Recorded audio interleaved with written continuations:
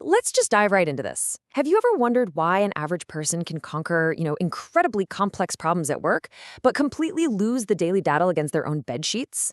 Well, welcome to today's Explainer, where we're going to unpack the really fascinating story of how to break that cycle of self-negotiation that holds so many of us back every single morning. We're going to look at the exact mechanics of why we get stuck and the one absolutely crucial rule that literally changes everything. Picture this. You're the protagonist of the story, right? Your alarm goes off at 6 a.m. You set it the night before with every intention of waking up and just crushing your goals. But instead of jumping out of bed, what actually happens? You spend 20 minutes staring at the ceiling, bargaining with your own mind. Suddenly, you become this master negotiator against your own best interests. And honestly, this illustrates the exact moment where most people lose their entire day. On one side, we have the intent, right? Crushing your goals, being productive, getting that workout in. And on the other side, the reality. Staring blankly at the ceiling for 20 minutes, you get caught in this massive gap between what you meant to do and what you're actually doing. Section 1. The 6 a.m. trap. We all know the lies the average person tells themselves when they're in that heavy, anchored, half-asleep state. You say things like, "Oh, I'll work twice as hard later," or "I just need 5 more minutes." We use these phrases to delay the inevitable. But it's absolutely crucial to understand that your lack of motivation here, it isn't a character flaw. It's actually a deeply ingrained biological response. Section 2. Your brain wants safety. So, why exactly does your brain fight you like this? Well, your biology naturally resists because it deeply craves safety and predictability.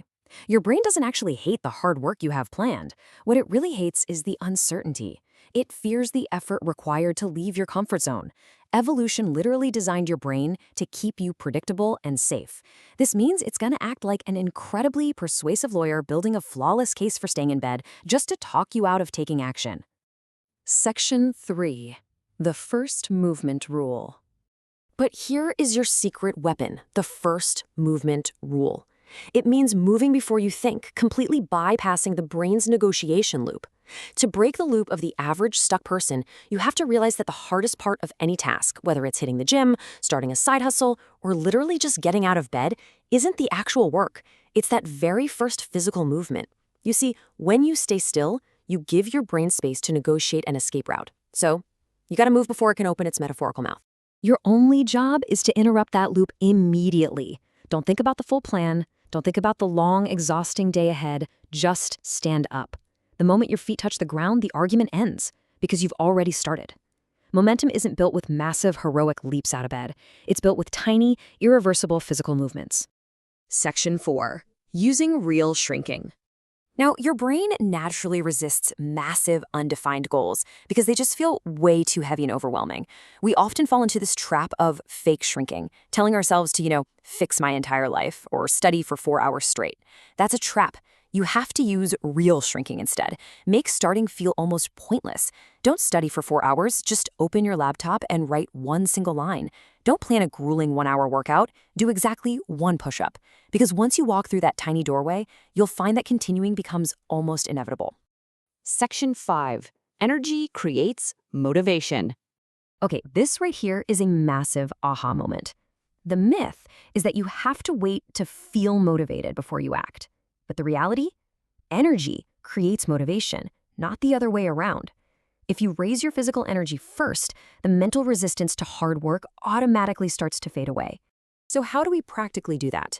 Well, if you feel sluggish, use this 10% leverage rule to tip the scales. Splash cold water on your face. Take a short walk. Go have a coffee. You're using these super simple steps to increase your alertness, not to escape the effort, but to make starting feel possible before you even have to rely on raw discipline. Give yourself that 10% physical boost to jumpstart the mental engine. And because your surroundings are training you for success or failure every single second, you have to rapidly cut off your escape routes.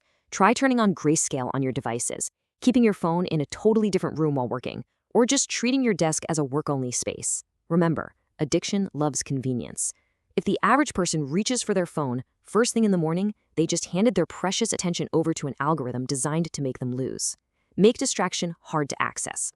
Section 6. Rebuilding your identity. When you stack all these tactics together, this isn't just some morning trick. It's a complete transformation of who you are, building to this core truth. Confidence isn't built by thinking, it's built through physical action. Every single time you use the first movement rule, you are proving to your brain that your mind is a tool, not your master. You're leaving the average person's narrative behind and showing yourself that you are the kind of person who keeps their word. So it all comes down to this. Are you ready to stop negotiating with yourself? Stop waiting for the perfect moment. I want you to grab the habit tracker in the description and type challenge accepted in the comments right now to make your first physical movement. Start taking action first today and ask yourself, when your alarm goes off at 6 a.m. tomorrow, what exactly will your first movement be?